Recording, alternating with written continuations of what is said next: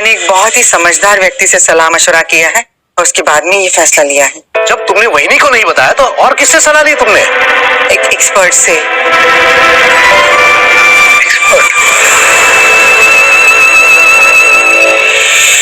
आई, कहीं आप डॉक्टर अंजलि की बात तो नहीं कर रही? हाँ, डॉक्टर अंजलि बहुत बड़ी साइकेट्रिस्ट है। उन्हीं से बात करने के बाद तो हमारी सही ने बोलना शुरू किया।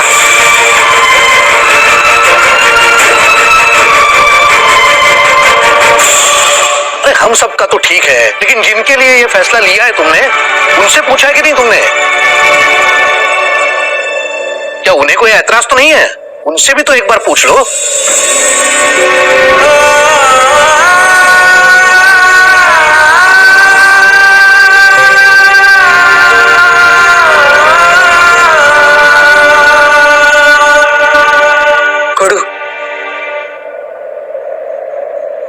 मैंने तुम दोनों के लिए जो भी फैसला लिया है, तुम्हें उससे कोई ऐतराज नहीं होगा।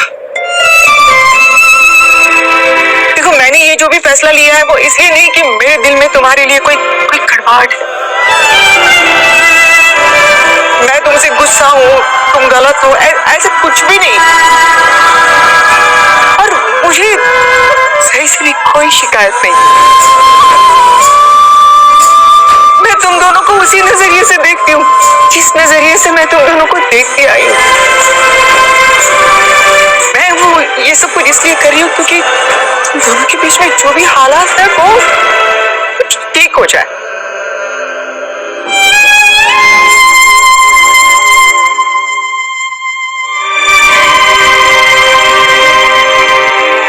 मैंने आज तक आपके फैसले पर कभी सवाल नहीं उठाया।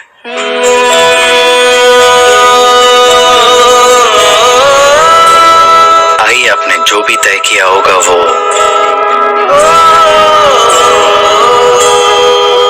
सोच समझ कर ही तय किया होगा।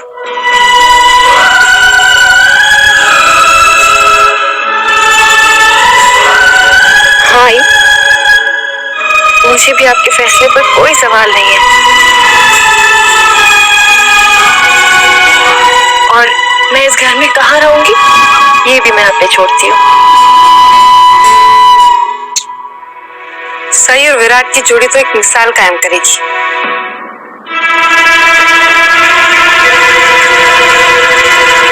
दोनों एक ही घर में रहेंगे लेकिन अलग अलग कमरों में रहेंगे। पहले दोनों अलग अलग सोते थे, वो कम था क्या?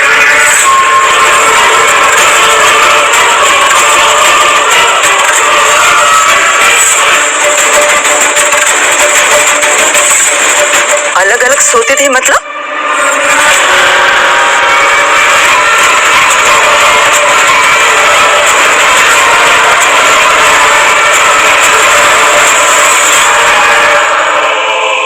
सॉरी बड़ी मामी, वो मेरे मुंह से निकल गया। मैं ये बताना तो नहीं चाहती थी लेकिन पत्र लिखा? ठीक से बताओ, खुलकर बताओ।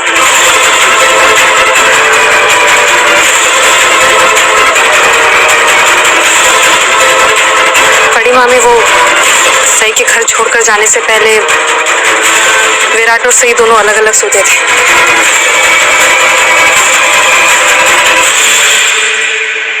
विराट बेड पर सोता था और सई नीचे बिस्तर लगाकर।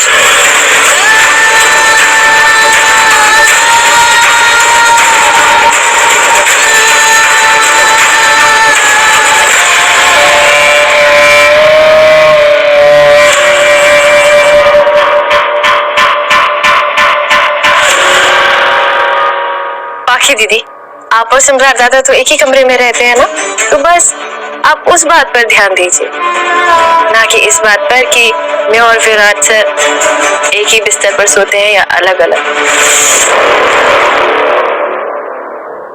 सही ठीक कह रही पत्रलेखा। पति पत्नी के बीच का रिश्ता उनका पर्सनल मैटर होता है, और जब मैं भी घर लौट कर आया था तो गेस्ट रूम में सोता था ना, तब विराट या सई ने हमारे रिश्ते पर कोई कमेंट नहीं किया था। हम कम से कम इतनी मर्यादा तो रख सकते हैं।